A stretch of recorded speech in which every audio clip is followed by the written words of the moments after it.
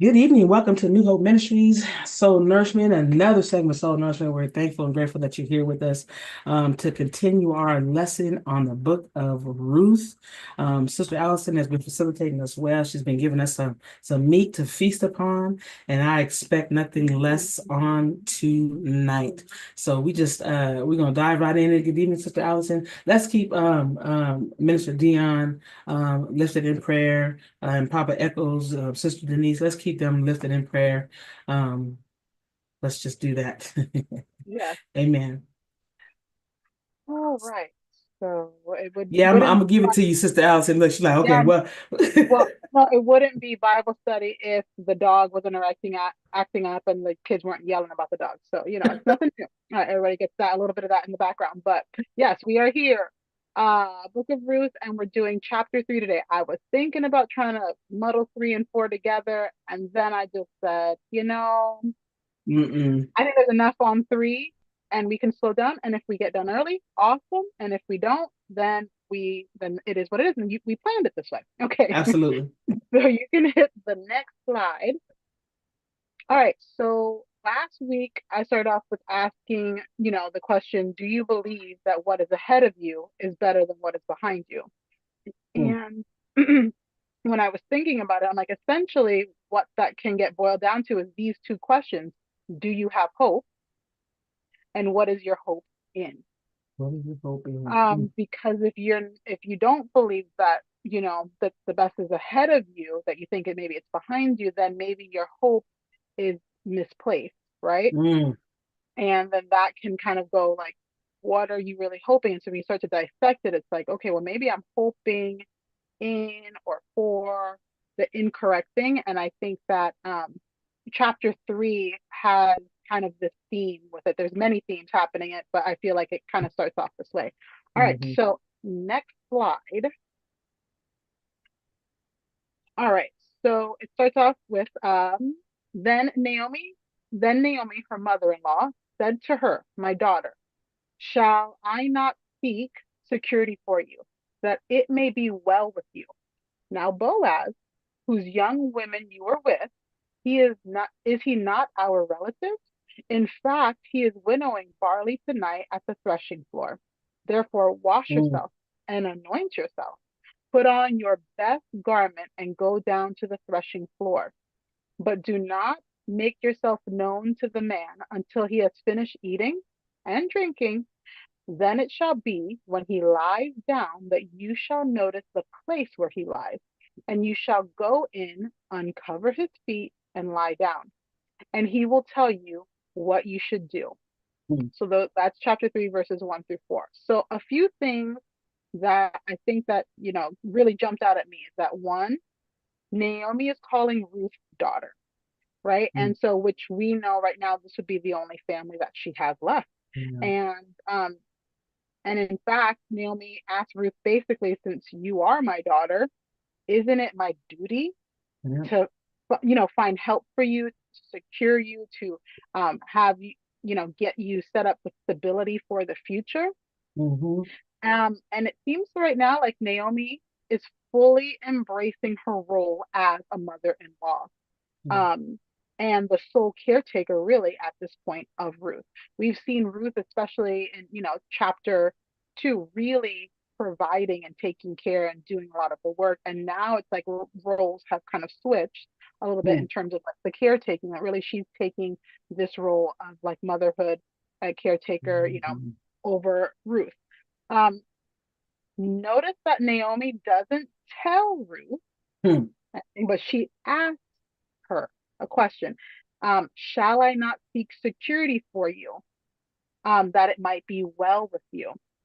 I said, the first thing that popped into my mind, and I wrote this down, was maybe some of us should ask more questions instead of telling people what to do. mm, Um, and perhaps we should get clarification on our role and the type of relationship we are in before giving orders or even advice. mm, Um, just saying. as because this is called relational intelligence, and we must have relational equity in the Mm. relationship bank, if you will, before we try to make withdrawals or cash a check without even having an account. Okay. Mm. Mm. So Wow. all of that because you know we there and I can say some of this because I've been that person. Like I am Right. That's what I'm transitioning saying. to this. Wow. I'm transitioning to this other person where I ask questions, where I hold space.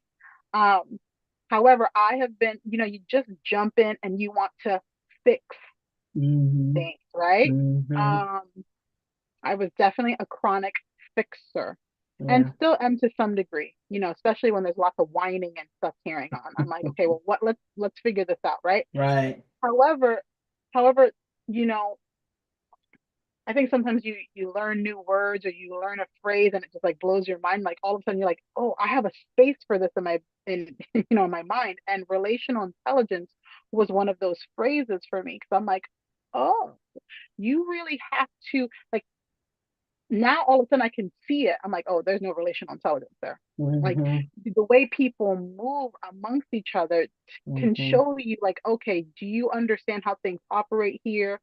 Like how you're interacting with this person. And I love that Ruth asks her the question because she could have usurped and been like, listen, this is what you need to do. Yeah. But she was like, hey, daughter, don't, isn't it part of my role? Like, you came with me, right? You said my people will Hmm. be your people, my God will be your God. And so now it's like, okay, well, this is the thing. Let me lead you in this direction because I know Hmm. and we've built this. Now, you know that their bond has, we don't know what their relationship was prior, right? Right. But we Right. know now between one and two, we know that their relationship is really strong. They're Hmm. all they have, right? Yep. So that relationship is really strong. So I think that I can really see that clearly when she's asking her the question, asking her basically, can I do this for you? You know, Hmm. this is part of my role. Will you submit to that? Also, Naomi reminds Ruth of Boaz's kindness and of the relationship that she has with him by way through the relationship that she has with Naomi. It's Hmm. our relative. Um, so, I think that she's connecting dots here. Also, what I love is that when he said, in fact, he's winnowing barley tonight. So to me, I was like, oh, Naomi's still connected to the Hmm. community because she Yeah. knows what's going on and she knows where Boaz will be. Hmm. And so I was thinking, I'm like, I wonder if she's feeling less like Mara, right? Bitter. Mm. And she's starting to feel a little bit like old Naomi, like her old Like her. pleasant Yeah. self, right? Because now she Yeah. must be, in communication with the other lady, so she knows what's going on. Hmm. She's not ostracizing herself and possibly still, in a sort of depressive state where she's like isolating. She must be communicating with the other women to know what's going on because, she's got the tea. So, um, also, I see here that Naomi has a plan. She said, get cleaned up, get prayed up, Yeah. and look your best, right? So these Yeah. are some things, there's some steps here. And I love it that she said, instead of calling Boaz by name, she eventually says the man. Mm. So it's almost like she's trying to get Ruth to see things in a different perspective and to see him as a man as well. Like I know that she knows he's a man, but when she says, do not make yourself known to the man, she Hmm. could have easily said Boaz, or the Hmm. author could have also just indicated that, but that's not what was indicated here. It's like, okay, now we're saying you're a woman, you're gonna do these things, and here's this man that you're gonna go to, right? Hmm. And then lastly, I see that Ruth is to make the first bold move here, but that Boaz gets to determine how it kind of all plays out. Um, and now Ruth is going from being obedient to Naomi, right, in the beginning of these verses, to then being obedient to Boaz, because he will tell you what you should do. So your next instructions will kind of come from him. And Hmm. I see that there's almost like this transfer in authority here. Hmm. Like, okay, you're submitted to me, but then and you're going to follow these rules. But once these things happen, then whatever he says, you kind of play by those rules and see how this plays out. What Right. do you think, Pastor? Well, that's all I'm gonna say a good setup there for what's coming next. But we have to talk about the cultural thing that's going on here because right now on the surface it just looks like Ruth is going there and throwing herself down for, an after dinner booty call. But that is not what's happening here. We must understand that, she is obedient to her mother-in-law, just like Sister Allison was talking about, this submission. The question, shall I not seek security for you, is a question like that, but also I understand what's going on around here. I understand the cultural context. I understand what it means that he is down there in that area. I understand what it means that don't wait or wait until after he's done eating, and that means he is now full. He is relaxed. He is, his mind is at ease. He is cool and calm, and so now is the time for you to approach him. And this is not a booty call. This is a proper posture. And putting herself in a position, just like God tells us all the time, to put ourselves in a position to get blessed. Sometimes Yeah, our blessings don't come because we're out of position. And so we all of have to understand this is vitally important to understanding what's going on. This is not a booty call because it reads as though she's just going in there and throwing herself at this man. And I, yeah, yeah. eh, Well, and if you see, because you're totally right. Because yeah, late night at the threshing floor, like it could be a whole thing, but it's yes. not. And it is definitely culturally appropriate. And Hmm. I was going to talk about this later, but maybe this is a good time to Okay, just okay, mention sorry. it right now. No, no, I think maybe this is a good time to mention it now. Is that remember Ruth is a Moabite woman, Hmm. and Naomi is an Israelite woman. So there are different cultural things that are happening here. So she's Hmm. also letting Ruth know like what happens here. And she's obviously not Yes. going to send her into a crazy situation or ask her to do anything crazy, which is Hmm. why she leads with the question, Hmm. shall I not seek security for you? So she Yeah. knows, okay, I'm not throwing you into a situation, but this is like the rules. This is what we do in our culture. Hmm. And since Hmm. you want to be our people and our God, these are the rules. This These is are the how it rules. Let works. me So show you. yeah, Yep. yeah. Good stuff. So next slide. Are you under authority? Mm. So three questions if you're like, yes, I don't know. So who speaks life into you? Mm. Who can point out areas of concern? And who and what has your ear? So um when I really was, that last bit when I felt like, oh, there is kind of like now there's this transfer. And Mm. I don't want to like of power, but of authority, of caretaking, where Ruth is sort of like in the balance. Like she gets these instructions from her mother-in-law as to what to do. She goes ahead and she obeys that. And then at the end of that, verse 3 or 4, it's basically like, okay, now he's gonna then take the lead, see how he responds, and Yeah. then that will kind of lead to how you can then go about this. So then in Yeah. that, Ruth doesn't necessarily know what the next things are to say, but we will see that she kind of figures things out. But I really thought that it was important to point out here the authority piece because we give a lot of authority or agency away, unbeknownst to some of us, to other things. And Hmm. when I was thinking about these questions, who speaks life into you? We are so hyper independent and yeah, hyper independent that sometimes it's difficult to figure out like who we have allowed to speak life into us, or is there Yeah. anyone speaking life into you? Yeah. Lives. And so we need people who can speak life into us. And then, Hmm. do you have people who can point out areas of concern? If somebody sees something and they come to you in a loving manner to point out things that they might be a little That's bit it. concerned about, do you take that on? Do you allow anyone to point out areas of concern? Because so many people want to be solo dolo, Mm. and then that's an issue. And then, and I think this also speaks to relational intelligence and Yeah. relational equity. Are you building that with anyone? Do you have a community? And then who and what has your ear? At first I had who, and then I had to add something that why you got the slides a little late because I was like, but what? Because some of these things are not Hmm. people, some of it's the phone. Hmm. And we'll get to that in a second, but I just think like these are good things to start pondering and really kind of looking into yourself, especially if you're going through a hard time and you're like, um, man, there's nobody else, because some people will say, man, I don't have anybody. Mm. Okay, do you really not have anybody?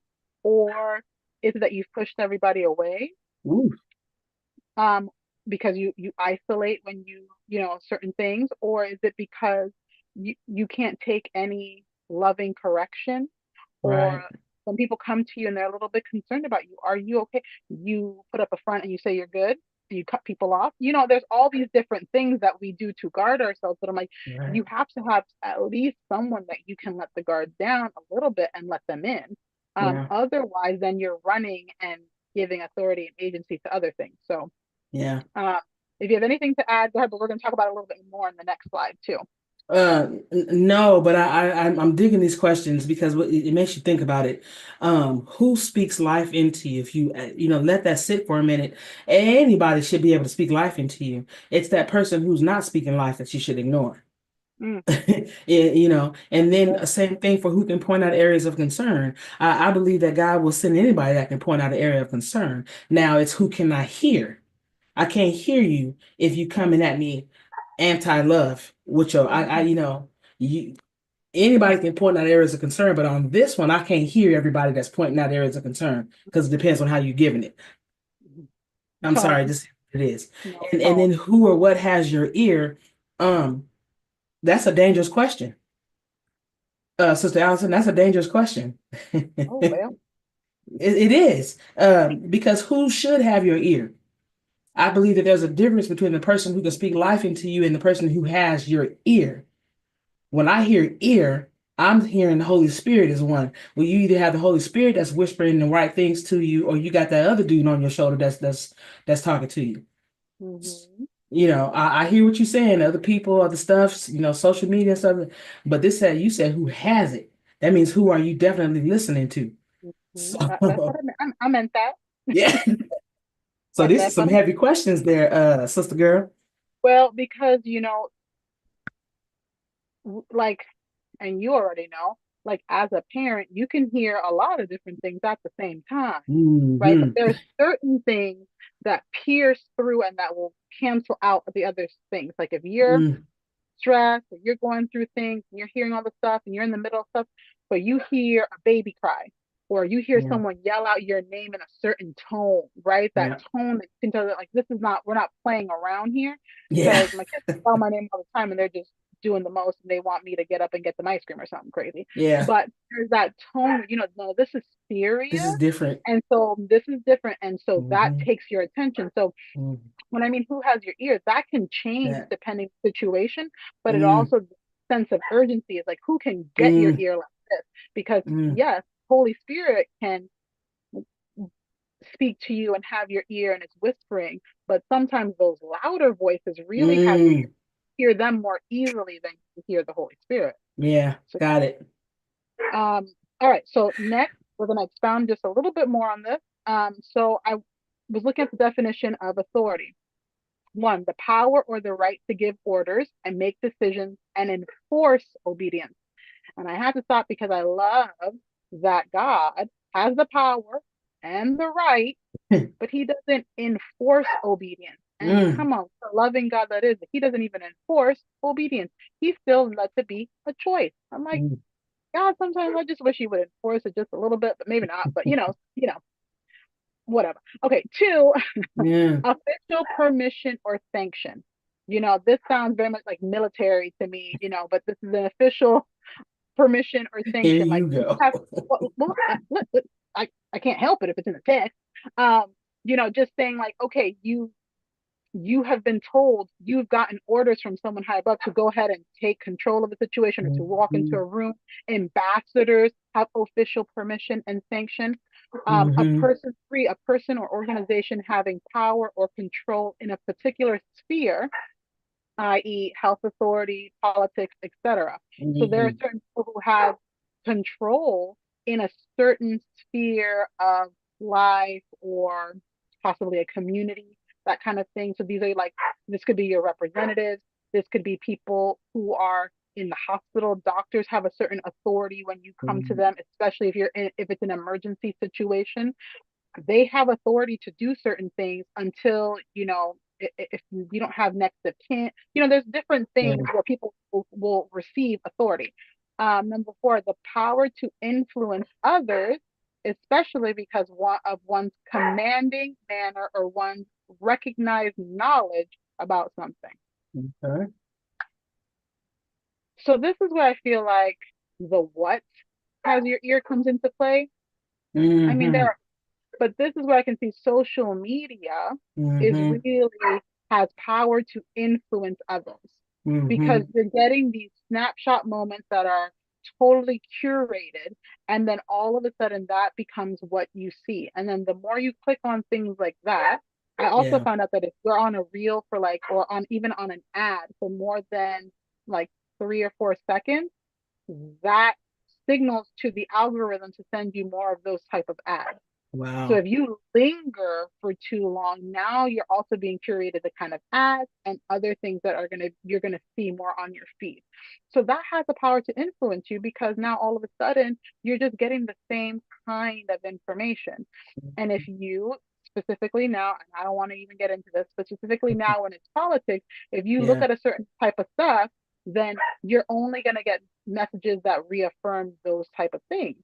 Mm-hmm. So like, what if you're want to hear more, a variety of different things? It can get out of control really quickly, Yeah. especially, let's say, if you are sad, depressed. You look up something that is sad, that's whatever, you're feeling that. Now you're only getting that kind of content Mm. that's curated for you. That was just a moment, but now you're being beaten down the head with all of these sad images or Nothing but sad that. things or sad stories. And, it can perpetuate and keep you in a situation longer.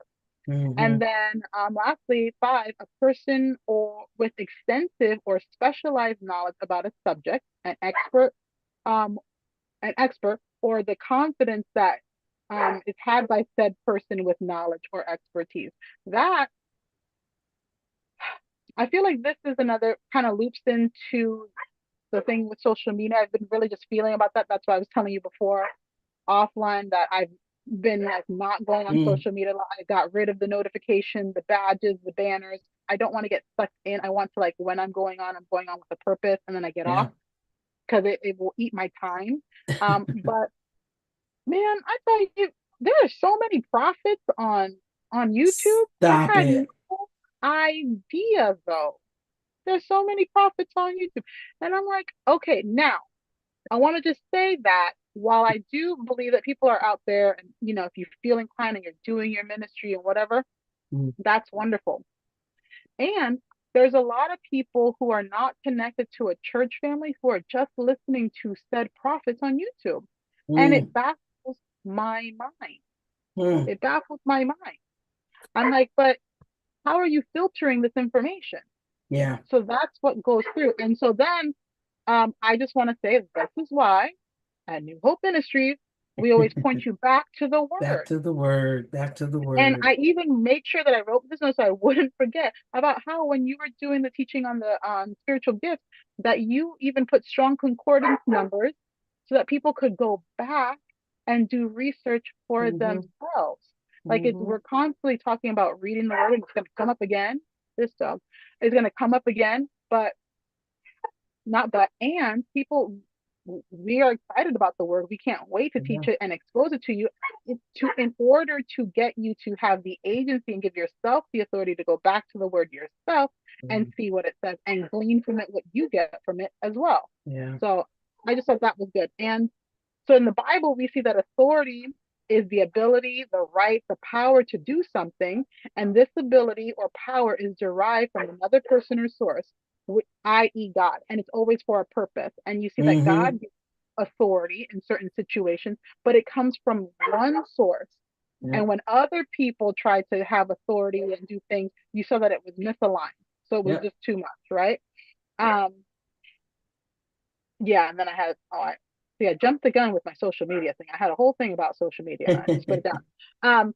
But it reminded me of Job when I was thinking about all this authority when God finally responds in chapter 38, verses 4 through 6, he says, "Where were you Where were when you? I laid the foundations of the earth? Tell me if you have understanding. Who determined its measurement? Surely you know. Mm. Or who stretched the line upon it? To what were its foundations fastened, and who laid its Hmm. cornerstone?" I mean, it's the best clapback ever in history. That, Yes. where were you, sir? I just let you complain and all these people tell you, but where were you when I did all these things? So Yep. really have to start to get like, okay, so who has the ultimate authority? Hmm. And I'm listening to that source. Yep. And so yeah, that's my moment. That's good. That's good. That's good. Um, anything you want to Nope. Nope. add? Okay, so that was a segue, but next you can go on to the next slide. Hold on for 1 second while I tell my kids to get this dog quiet. Listen, we're live and in living color, and so life is life and things are happening, but we still want to share and bring the word of God. So, all right, here she's back with us. I'm sorry, I can't take that sound. That's the one that kind of goes above sometimes other sounds. That one. Okay, so whoo, Lord, that barking. Okay, so verses 5 through 8. And she said to her, "All that you say to me, I will do." So she went down to the threshing floor and did according to all that her mother in law had instructed her. And after Boaz had eaten and drunk, and his heart was cheerful, he went to lie down at the end of the heap of grain. And she came softly, uncovered his feet, and lay down. Now it happened at midnight that the man was startled and turned himself, and there was a woman lying at his feet. That's verses 5 through 8. Hmm. So we see that Ruth was obedient to Naomi. She heeded the instructions. She did just what she said, and she went Hmm. and put herself in Naomi's hands. And she believed that Naomi was her had her best interest at heart. Ruth acknowledges Naomi as mother-in-law, so there is obviously an authority that she has in Ruth's life. So Ruth has. Hmm. It wasn't that Naomi tried to, usurp authority on her. Ruth actually also acknowledged that authority, right? Because it takes Yeah. two to have this relationship. Um, Ruth did as Naomi said, and Boaz was protected. While Ruth did what Ruth did seems in modern day as odd, which we were talking about. Okay, hold on a second. Hmm.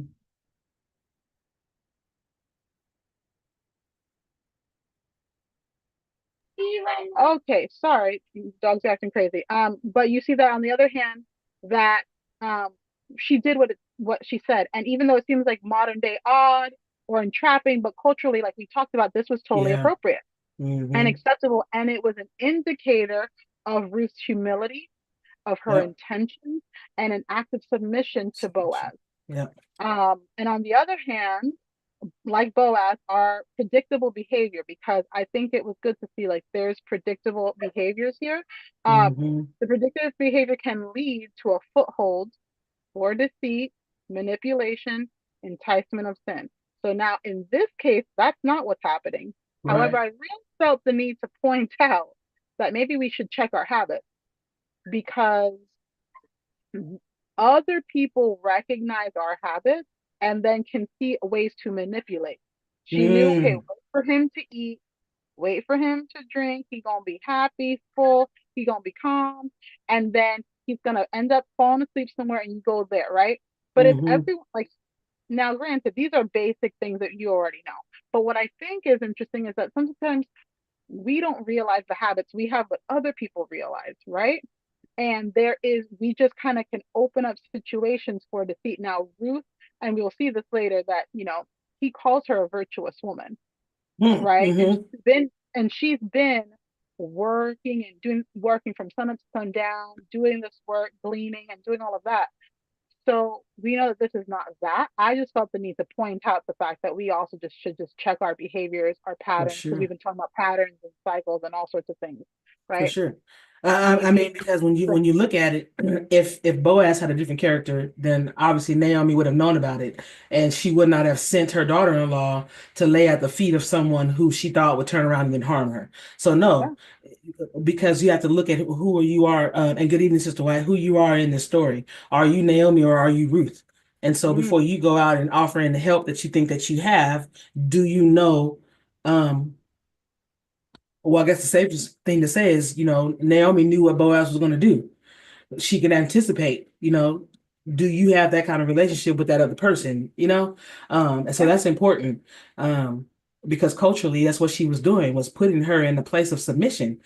hmm And, if you are the person that is in a position of authority, then you need to know where you're sending your people to. You need to yeah. know where you're sending your people to. That's hmm all I'm saying. Well, and that's a good point that I had thought of, is that Naomi knew Boaz's character. On the flip Yeah, side, knew his character. She knew yeah, patterns, but she also knew character, right? yeah. And I think that sometimes maybe we should, while we're building our relational intelligence, we should look for this, which actually ties back to fruit, back Mm, to your teaching lesson. It's like, okay, well, maybe inspect some fruit before you putting yourself into other situations. Anyway, absolutely. um, so now that I want to point out what, and I had this picture here because I was looking up, and this is just one of many different types, but I was looking into threshing floors, but I was so interested in it because, yeah, I kept thinking about Gideon, to be honest. Um, and I was like curious. So there's lots of different types, or this is a really orchestrated one. They weren't necessarily all looking like this, but um, threshing floors were made of rock or hardened earth, and they would collect the sheaves. So, they're bundling the grain, they're bundling them into sheaves, which were easier to carry. And they would bring it all to the threshing floor. And oftentimes they would, like the threshing floor, preferred area would be to have it up on a hill, Mm, um, because they wanted to beat it against the ground until the grain separated from the stalk. Then the second portion of this would be that they would separate the stalks, and then they would winnow what was left, which means they were throwing it up, the mm, portions that were mixed with straw. So there were straw and grain. So they were taking these wooden forks or shovels, and they were throwing it up into the air and letting the breeze mm, carry off the lighter straw or the chaff. So would carry it downwind, and then the heavier pieces of grain would fall onto the threshing floor.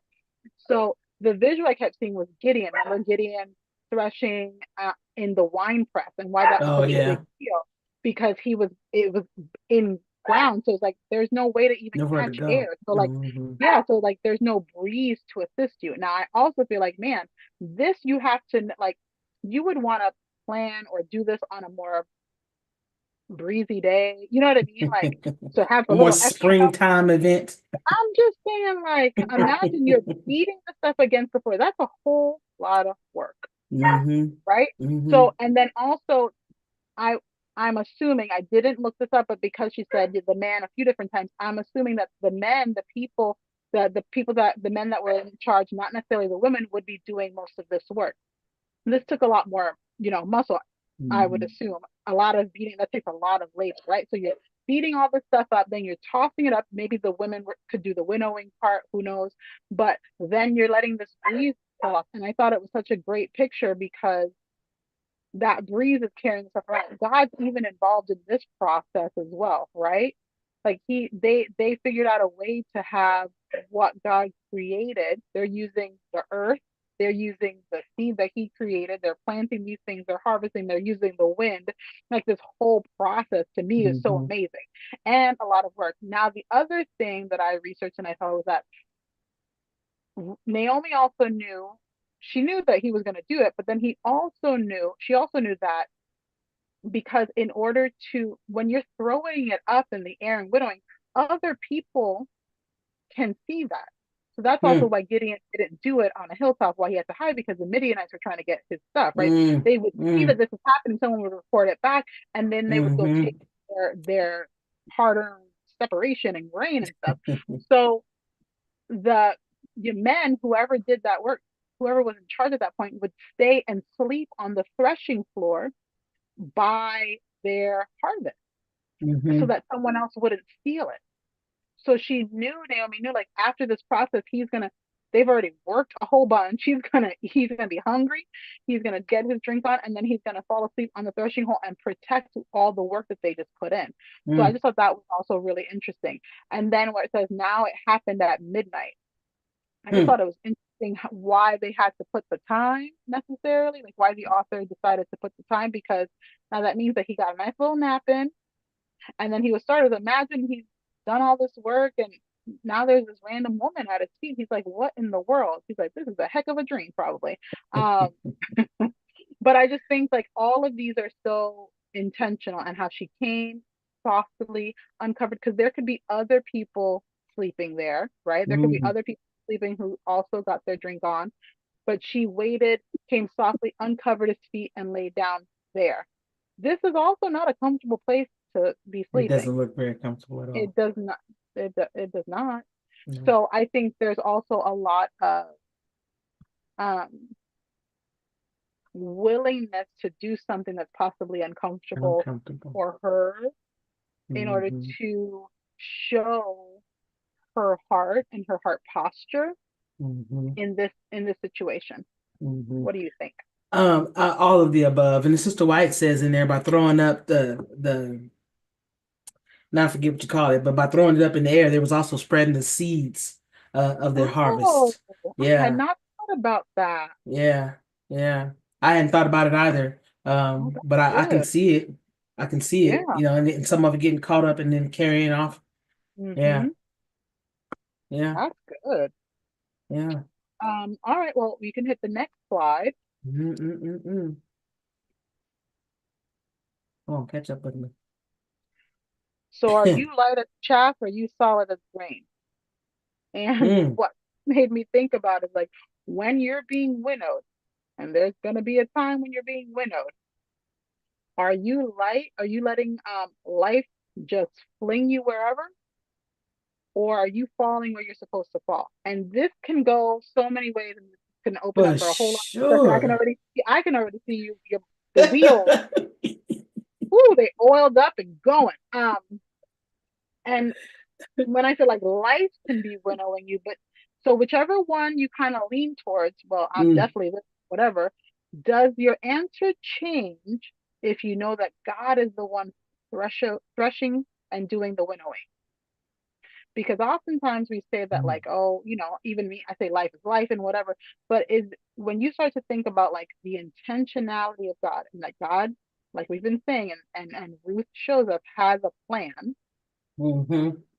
is it easier for you to get through that threshing, which don't feel good, or that winnowing when you feel like you're literally being thrown up and you're like, I don't know what's happening. You're just flying in the air and you don't know what's going on. Um, does it help you to know that God could be doing the winnowing and the threshing? Is that a rhetorical question or like you asking me that? I don't I just To, throw it out there. I just throw it out Today, I understand that it's God, because in the moment I'm also thinking about the fact that, I'm also a tree at times that, where I have needed to be pruned or just cut off, so I understand that the work is being done. So the straight answer is I understand that it's God that's doing it. And so but if this is day one, two, three of of my walk, and I'm feeling it already, like this is the devil that is there. shaking me and rattling me around here, that's throwing me all away. God has abandoned me, is what's going on. That's why I'm being shook like this, because God has left me. But it takes a long time to understand that no, God is the one that's doing the shaking. He's preparing you for something bigger than what you are already experiencing and what you call in lack. He's preparing for your bounty, for your blessing. And so he's got to shake some stuff loose. I'm sorry, Sister Allison. I just understand what it means to go through this shaking, because when I'm getting shook, that means that something great is coming. And so I welcome the shake. It's hard to go through it, but I understand it now.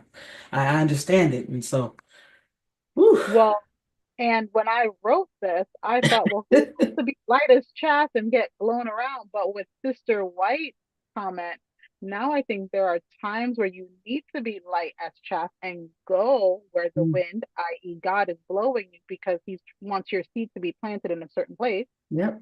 He wants you to plant. And there's other times where He wants you to be solid as grain and fall so that people can receive you right where you are. Yep. That's So I it. think, yeah, there's Whew. just, yeah, that's good. Thank you for that, Sister White. Oh Lord. Okay, next slide. Yes, Lord. All right. Next slide. All right. So, and he said, "Who are you?" And she answered, "I am Ruth, your maidservant. Take your maidservant under your wing, for you are a close relative." Then he said, "Blessed are you of the Lord, my daughter, for you have shown more kindness at the end than at the beginning, in that you did not go after young men, whether poor or rich. And now, my daughter, do not fear. I will do for you all that you request. For all the people of my town know that you are a virtuous woman. Mm. Now it is true that I am a close relative. However, there is a relative closer than I. Stay this night, and in the morning it shall be, if he will perform the duty of a close relative for you, good, let him do it. But if he does not do, or if he does not want to perform the duty for you, then I will perform the duty for you as the Lord lives. Lie down until morning. Mm. So she lay at his feet until morning, and she arose before one could recognize another. Then he said, "Do not let it be known that a woman came to the threshing floor." Also, he said, "Bring the shawl that is on you and hold it." And when she held it, he measured 6 ephahs of barley and laid it on her. She went into the city. So Mm. again, 9 through 15. So a few things that I see is that the first thing I said is, she's saying, she's coming super humble. She's like, your maidservant. Well, first of all, you're not really his maidservant. Me Mm. and my, syntax, I'm like, well, yes and no. But then he said, "Blessed are you of the Lord." Like that is huge to me because she's a Moabite woman, right? So you're Mm. saying, your Lord, Mm. you're now putting her in the family of the Lord, right? And he's Yeah. also addressing her in such a tender way, my daughter, right? And he acknowledges that, listen, you are younger than I. Like you could have gone for all these other people, all Mm. these younger men, whether rich or poor, because she's getting to know people, right? Because she's Yep. remaining throughout the rest of the harvest with them. Yep. So she's getting to know other people who are, you know, in his house, who are workers in his farm and, on his territory or whatever. So yeah, and I think he just such sweetness, loving, kind, and Mm. also that I love that he says, "For all the people of town know that you're a virtuous woman." Like such a beautiful compliment because we see so many times in scripture, especially, in the Old Testament, that the Moabites are just given this horrible, name and Mm. horrible rap. And they Mm. they have they lived up to most of that stuff. But I'm just saying, like here, this goes back to the fruit situation, is that they are seeing the fruit. Like they know you to be virtuous Yeah. because you have done virtuous things. Yeah. You have character. They see this. Um, and then also what he's talking about here about the close relative and all of that we're talking about is the idea of the kinsman redeemer. And that's what is culturally present there. And we're going to talk more about that next week. But I just wanted to bring it up so that we understand, like, so when there's a widow, and I'm going to have the scriptures that it's in Leviticus 25 and I think Deuteronomy 25, that they talk about what happens when your property, a person dies, or Mm. about Mm-hmm. property, and about which also then extends to the widows and this kind of thing. And you really see God's heart in that, his for the poor and the people who can't provide for themselves, and what this Mm-hmm. means. And then the the year of jubilee where things, but it's all always open for people to come and redeem their things back to themselves, right? God Yeah. always is creating opportunity, whether we take it or not. So he says, in the law, there is one closer than myself, is what Boaz is saying. So let me go talk to that relative first. Essentially, This other guy's got first dibs. So let me, if I'm correct, Wait, what? he must be somehow closer in relation. And so he gets first dibs. So let me see if he wants to do this because it's, Oh, look at this. It's not just Ruth, it's also Naomi. It's also hmm. all the land that Elimelech owned, Yeah. and so there's more to it than just like taking a wife. They're saying, okay, well, they've got Hmm. this field. Now, is it paid? Is their debt owed? Like what's going on? You've got, then also it's not just property, it's also these two women. You've got to Right. take these two women on as well. Um, and so this is a big deal. So he's the order, because God is a God of order, right? There's an order to this, and he's got to go to the other guy, see, hey, do you want to do this? And then he's going to let her know. And then I love that here he says, but if he does not want to perform, you know, because he's giving him the option, but he says if he doesn't want to perform, because he knows that he has the right to perform, but if he doesn't want to take That you this do. on, I will perform this duty because it's a duty. It is actually a law. And then I will perform this duty as the Lord lives. So what have we've talked about it before about how God has said, listen, don't make a vow. Be careful what you say Mm. because you're going to say something crazy and then you're going to go renege. And he's like, as the Lord lives. And we know that Boaz is a man of integrity. And we learned that back in chapter one, chapter maybe two, when they meet. But there's everyone has talked about he is a wealthy man and a man of integrity. So he's saying, listen, this is what's going to happen. Oh, Sister White, or something crazy. Go ahead, just tell me. No, she didn't, but I'm sorry. She said Boaz already knew she was the one. She laid at his feet the same feet that he walks by faith with. But because of his age and where he stood in the family line, but homie was ready to grab Ruth if dude wouldn't. Homie was ready to grab her if dude was not. Well, listen, I think it's funny because he fell asleep and he didn't wake up until midnight because that wine or whatever he drank was real good. But then he's like, man, my feet been cold for a minute. They so warm. What's going on? Because nobody's been laying at his feet. He ain't had nobody laying with him, not on that Wow. rock crushing floor for who knows how long. He was all right. He was like, this is awesome. Um, but then she lays at the feet, and then what happens towards the end is that he measures out 6 ephahs of barley and gives it to her. So now she's leaving. Remember, after that first day that she was doing all that work, she got 1 ephah of barley, and that was after Mm. all that gleaning and him letting stuff fall off purposefully. After because she threshed that herself, and Mm-hmm. after she had done that, she had 1 ephah. Now he's given her 5 more than what she did in a day. After he Mm. just, and I think like, man, how much work does it take to produce 1 ephah of barley? He willingly gave that. I think that that's pretty amazing. And she was like, awesome. This is crazy. And was probably not expecting that. And yeah, Right. it Right. says a lot again about his character. Absolutely. That's all there is. That's what it is. That's what it And then is. if you want, then you can go on to the next slide because this kind of ties into that about Okay. character. So how reliable is your word? If your first thoughts were, well, or depends, or I mean well, or yeah, I'm a mess, Hmm. then maybe we have to work on this. And as I read, I laugh because I see I have had all these answers Yeah. probably in this Yeah. week alone because I want to be. And this is something that God has been like actually bringing up in my study time to me is like, just don't even say that. Like, don't do that. For me personally, I've been getting this whole thing about just watching my words and being really intentional with my words, but also because of that, when you start saying that you're going to do certain things, Hmm. even if your heart is in the right place, but if you don't follow through, then the motive doesn't matter. Right.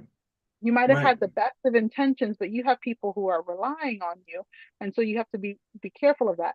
And now that I even think about it, your word should always be grain. It should always Right. fall. It should not be driven by the wind. Your word should matter. So I think that that is super important. Let me look in. Oh, yeah, I can't even read. Read. her comments well because they're sideways. Hold on, let me see if I can read Sister White. But those feet walked in the path that God set before him, and Naomi knew, which is why she gave the instructions she did. Uh, which is great. Yeah, those his feet, and I was gonna do a whole slide about feet, and then I was like, I don't want to do that. Yeah, we don't So want to yeah, do no slide about no feet. Let's leave feet out feet, of I it. had it, and I was like, girl, what you? Yeah, and I was like, edit, delete. Don't do that. Don't do that. But I Mm, do think when you think about how so much of this story is, and this is more theology based, and this would be definitely more your wheelhouse probably, but where you see the Boaz being kind of like a type and shadow of Christ. mm, And think about being at his feet. We literally, hmm. that's what Sundays are called here. So there is something to that. There is Yeah, for something sure. that is also kind of implied here. And the fact that it was a cultural thing, that's why it was so important when Jesus was washing feet. Like there is so much Mm. humility in that. And I think that's Yes, super important. yes, And Sister White is true. He hit those feet, yeah, Lord, those feet were walking with God, and they yeah, were, they held a man of integrity. yeah. So we can go on to the next slide unless you have something to add. It's one of the last Mm-mm. slides. We're wrapping up here. All right. So when she came to her mother-in-law, she said, "Is that you, my daughter?" And then she told her all that the man had done for her. And she said, "These six ephahs of barley he gave me, for he said to me, 'Do not go empty handed to your mother in law.'" Then she said, "Sit still, my daughter, until you know how the matter will turn out, for the man will not rest until he has concluded this matter today." Mm. And that's verses 16 and 18. So the first thing in my notes are kind of out of order, but it's like, we know that she left. Remember, she left before anyone could recognize one another. So she's waking up crazy early. The sun hasn't even fully rise. So she's going from wherever she was, and it was still dark enough that Naomi didn't even notice her. Mm. Um, so it's something to be said. Talk about the integrity. Let's talk about the work ethic, because she also had to carry six ephahs of barley Mm. by herself back to wherever she was going. So that's a whole nother thing. Mm-hmm. And the fact that it said, "Do not go empty handed to your mother in law," it's like saying, okay, I'm a man of my word. I see what's happening here, and I want you, Naomi, to know that I'm gonna work this thing out, right? Like Yeah. it's almost like it was a symbol also to Naomi, because I mean Naomi's a widow too, right? So they called it, like I said, a kinsman redeemer. So technically, like someone could be trying to redeem, but Naomi doesn't offer the likelihood of being able to have children anymore. So this is a Mm. different True. sort of situation here. Ruth can still have children, so there's a different level to that, but they're a package deal, right? Because they both. So when you're going to provide for one, you're really providing for both. You're taking Yeah. So the person who's taking this on is also taking both of them as a package, Yeah. including the property and the other stuff. But Yeah. yeah, so I want to point that out. And then um, the sit still, and I think I'm going to go into that a little bit more. But I wanted to just talk about kinsman redeemer, and again, we're going to talk about it more next week. But kinsman today, we would say next of kin, but back Mm-hmm. then it was the closest living blood relative or beneficiary of an investment. An investment can be property, people, which are, you know, can be property, but the widows, children, like if they were motherless, fatherless, Mm-hmm. that kind of thing, so orphans. And a redeemer is someone who buys back or regains a possession of a property, or even a person who that was sold to another. Normally, the redeemer pays a price and gives us the other person what the property is worth for the value that it's being recovered. So essentially, like you're paying a price, and we've heard about how God redeems, right? And I don't want to start that too off because that's why I left it for next week, because redemption can take up a whole thing all on its own and probably way longer than that. Yep. But essentially, here is what she's saying, that Boaz has the opportunity to redeem this family in such a heavy, heavy way. And Mm-hmm. it doesn't come without a price. And, you know, it doesn't, isn't lost on him the weight of it all, and also the situation that she's a Moabite woman, Yeah. which could be a certain type of way, because at that point God had separated the Israelite people for a reason, and he didn't Hmm. want them to be like other nations. So now this man of integrity and of wealth is looking to, and we'll see it in the beginning of chapter 4, is looking to trying to figure out, hey, do you want, you're the closest living relative, so do you want to be their kinsman redeemer? But if not, then I'll do it. So I think, while I just love when Naomi also tells her, we just got to sit and be still. We just Yeah. got to sit still, because at the end of the day, this man's going to work it out. And we won't know how it gets worked out until he's concluded. But she also, he will conclude this matter today. He gonna Yeah. get this done. It's getting figured out today. So by the end of the day, we're gonna have an answer. And Yep. I think that's a whole lot of trust. But I also love this photo because there's a weight to this photo, I feel like. The Mm. weighting heavy. And unless you have anything to add, you could go on to the next slide. We'll go on, but Sister White had made a comment, and it may have related to something you guys were talking about when I stepped away. She says we have to stop spending so much time doing second things first. The Hello. arrogance of thinking we have tomorrow. Mm.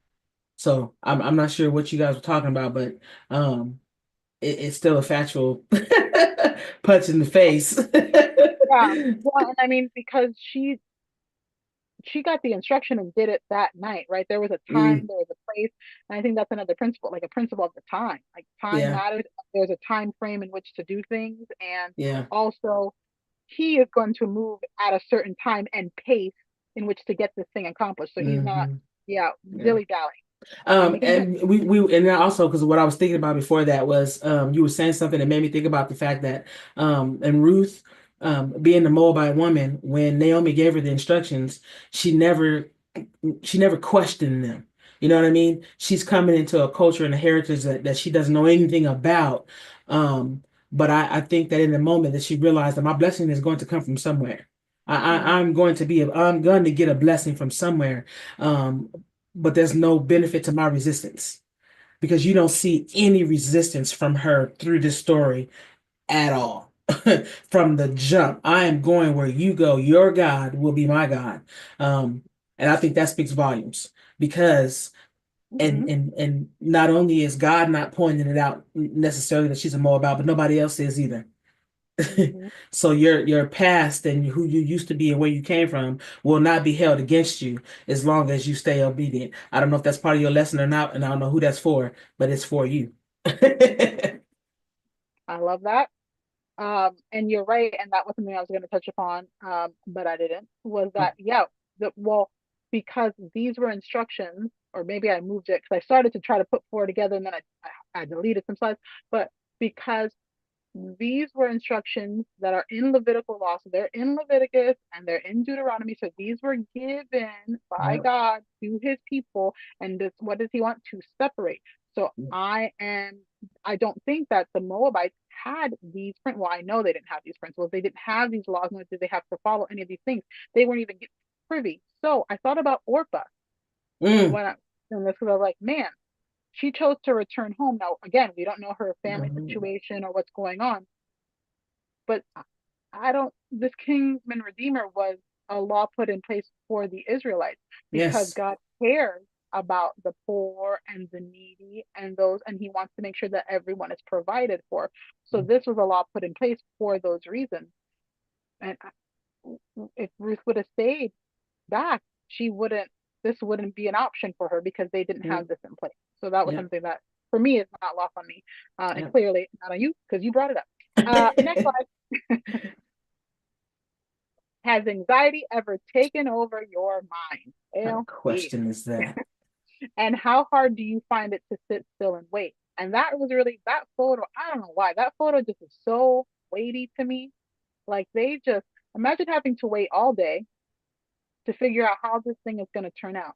She doesn't know. Is Boaz going to be the redeemer? She knows there's somebody ahead of her. Is this other person that I've maybe have never met Mm, mm, mm, going mm, to mm. be, like, what is going on? And for me, I felt like The kids have been watching Inside Out 2. What, it just came on Disney on the 25th. They have watched it probably about 5 or 6 times already. Oh, And oh my I goodness. haven't been able, listen, it's on repeat. I haven't been able to watch the whole thing, but there is towards the end. So it basically, the long story short, it's about all these emotions in a kid's head. And it's really cute how it's everyone has the same basic emotions, and however the person looks, like the emotion is the same, but like if you have braids and your emotion has braids, I don't know. You Watch know it yourself. what? I'm not doing it's so cute.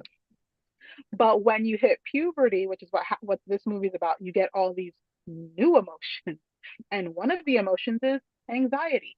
And there is a portion of it, a part in the movie where there's what I call an anxiety tornado. Anxiety, this emotion is going so fast that in Wow. the beginning it's like the person's running around, and then what happens is the emotion of joy tries to bust in through this tornado to try Mm. to calm the situation down.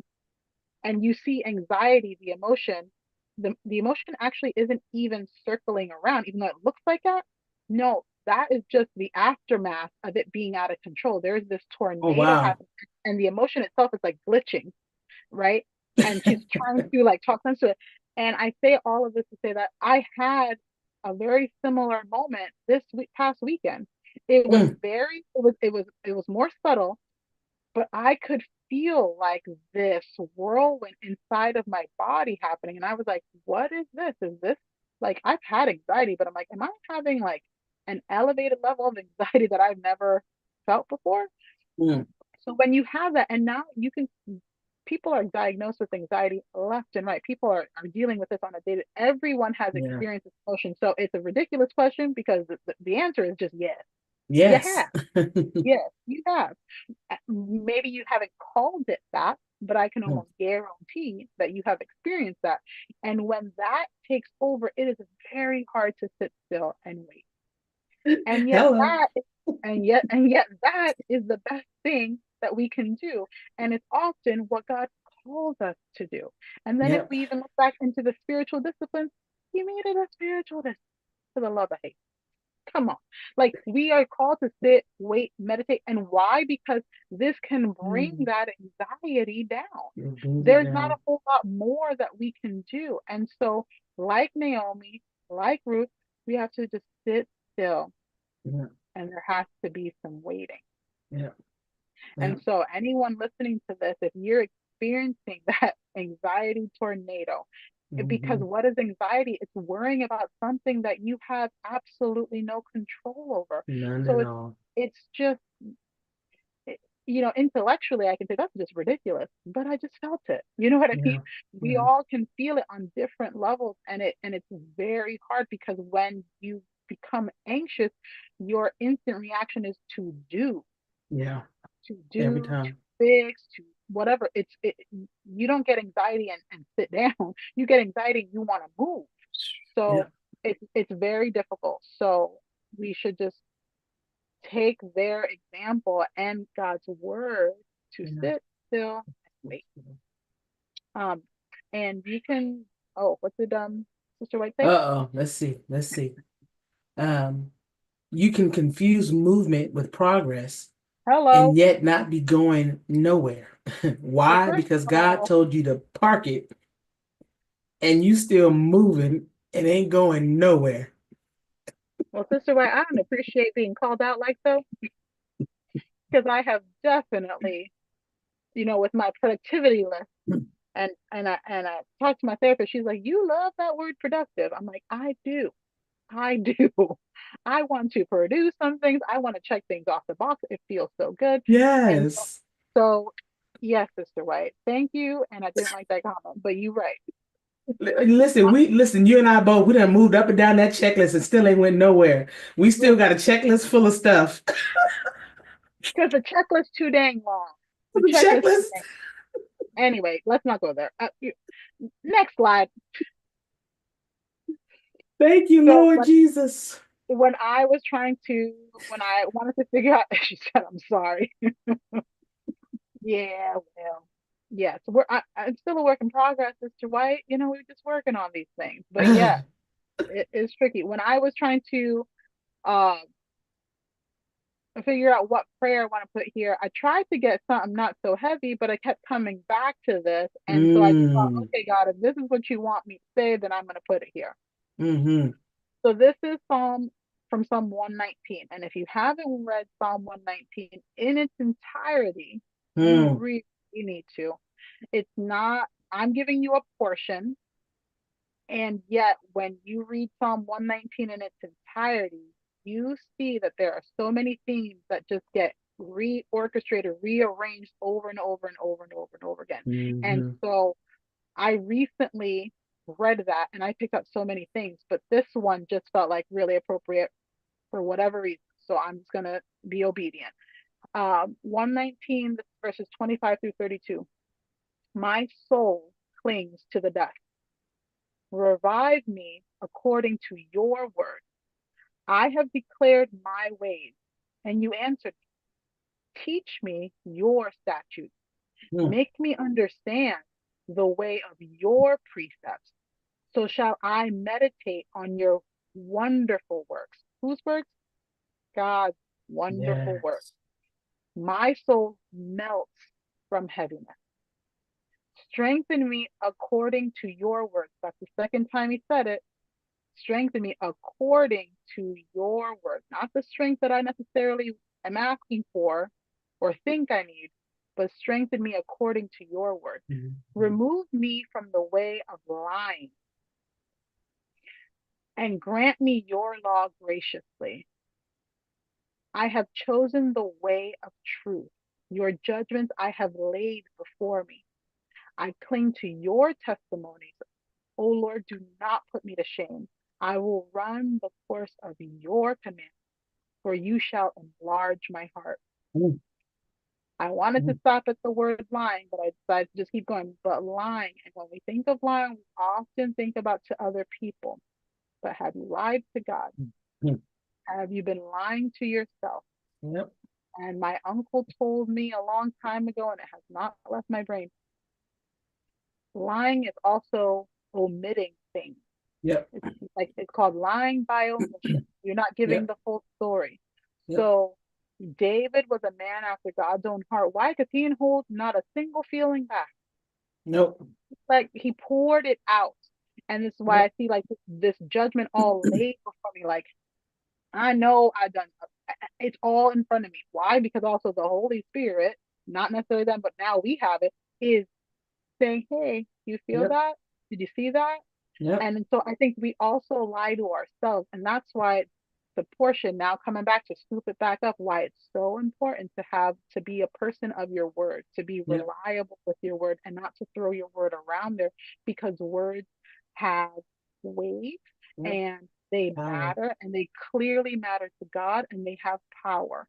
Yep. So I think that so much of this, because this past weekend, along with the anxiety, I had this heaviness. And so perhaps this just resonated with me, but believe me, I didn't want to say this one. I wanted something else. But I just felt like this is what, and you see here, if you go back and you read it, your word, the writer keeps pointing back to God's Yep. words, God's Yep. precepts, God's testimonies, not my testimonies, Yep. God's testimonies. We often talk about sharing our own testimonies, but God has testimonies written in His word that He left for us to Come see, and on. so we see His goodness. And so I think if we are having a moment where we're feeling a little lost in the sauce, perhaps we Mm-hmm. feel like we're being chaffed and we're being thrown up all the time. Maybe we feel like we're being threshed or being beaten, separated. We don't know what is going on. We can come back to this. I feel like Yep. this has all these emotions, but keeps pointing back to God. And for at the end, for you shall, that's a promise, enlarge my heart. This, the writer is confident of this. And in the enlarging, there's then more capacity for joy. Absolutely. What does That's Sister good White? right there. Sister White says, yes, you can't hear God's word if you already decided the answer on what he's going to say. I try to Mm-hmm. impress that upon my kids. Don't come in and tell me what I'm going to say before you even answer the question. If you've already answered it, you might as well just go ahead and stick with that. If you said I'm going to say no, stick with it. And I feel like that's what God, you probably ain't going to let me do this.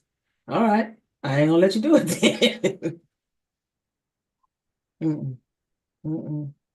I feel like our prayers ought to be different. Father, what do you have me to do? Show me so that I can do just that. Empower me. Provide for me what I need in your strength, not mine, so that I can go forth and do this, that, and the next thing. Mm-mm.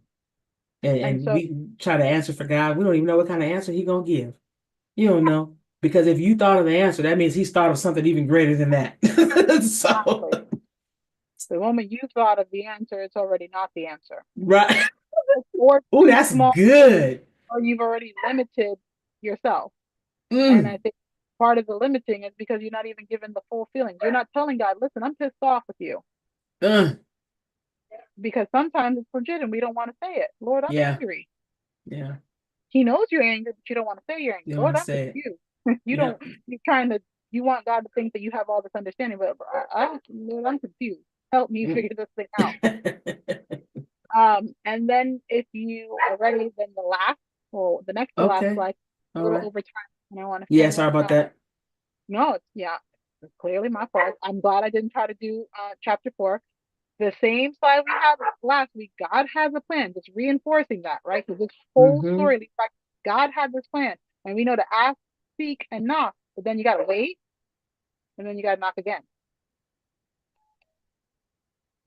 I felt like that, just add that on, wait, and Yeah. then knock again, because the Yeah. persistent widow, right? The parable we Yeah. talked about a while ago, knocking, the door will be answered.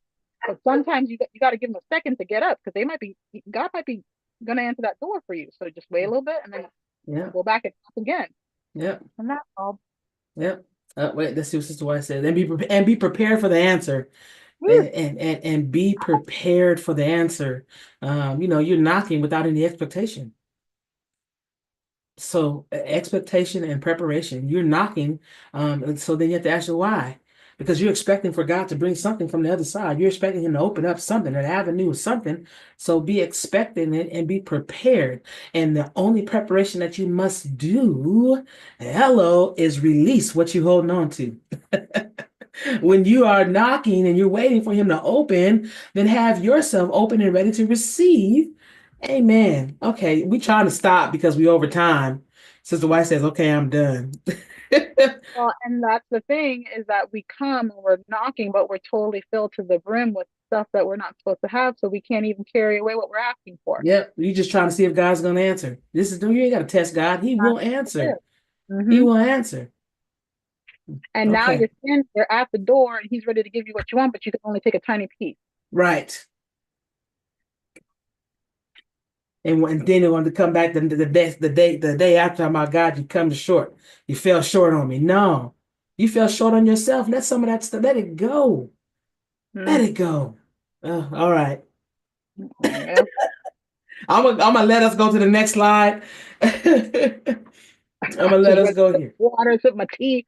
So yes, ways to give and quit labeling fear as wisdom. Now, come on. Yeah. Hmm. Quit labeling fear as wisdom. Call it what it is. You're afraid to move forward. You're afraid of this expansion that God is doing. You sitting still right there is not you being wise and you're waiting. No, you being scared to move when God told you to move 2, 3 weeks ago. He gave you the instructions. He told you to go, and you trying to go someplace else. You're gonna mess around in the belly for 3 days. But no matter Mm, what, you're gonna end up going to Nineveh. Keep trying. You're gonna end up going. So stop trying to avoid. Receive what God has shown you. mm, Receive what God has told you. You asked Him for something, and now He has given you an answer. And we learned last week that when you are obedient to God's word, He will support your movement. He isn't necessarily going to give you a step by step, but He just told you to go, and I will be with you the whole entire way. Sister Allison, if you don't close this thing down, we're going to end up here for a I minute. will, fear as wisdom. Oh Lord. I'm going to mute myself. And because the image I got is just it's like a package and it's wrapped up in wisdom, but really you open up the inside and it's just all fear. all fear. Anyway, listen, bless your heart, Sister White, but you stepping on a lot of toes with that one. So that's good. Cause I can be honest, I can speak without a lying tongue, with a truthful tongue, and tell you there have been times I Mhm. have made decisions, I have made moves based on, okay, well, this is what I have, Lord. This is what's in my hand. Yep. So I don't know if I could do all that. I'm being wise with these coins. Yeah. And so I heard you what to do. And and yeah, and I heard you. And so that's fear talk. So Yeah. again, goes back to that prayer. You got to know who you're lying to. Ooh. Who are you lying to? Listen, that So you on pray that, us out here and get me out no, of no, here. I'm not. Get, That was the prayer. That that's the you prayer. pray. That was, listen. Psalm 19 with pray to self and then the wisdom and the fear. I ain't got nothing more. I'm dehydrated. I'm hot. Like there's no heat on, but I'm sweating. I just want to say ways to support New Hope Ministries. There are ways. And if you feel so inclined to let some of your seed fall onto our ground and let the wind carry it over here to New Hope Ministries, you can find us all these different ways. Spotify, and just following us is another way to support. You follow, you Absolutely. like, you share. If something hits you, hits your spirit, and you want it to be encouraging to others, then go ahead and do that. We love that. And also, you see that we're on Facebook as well. So you can do it through there. Awesome. We appreciate you. Thank you. We'll see you all Sunday morning at his feet. All We're gonna we got some stuff to talk about. So right. we'll see you all. God bless you. Bye. Bye.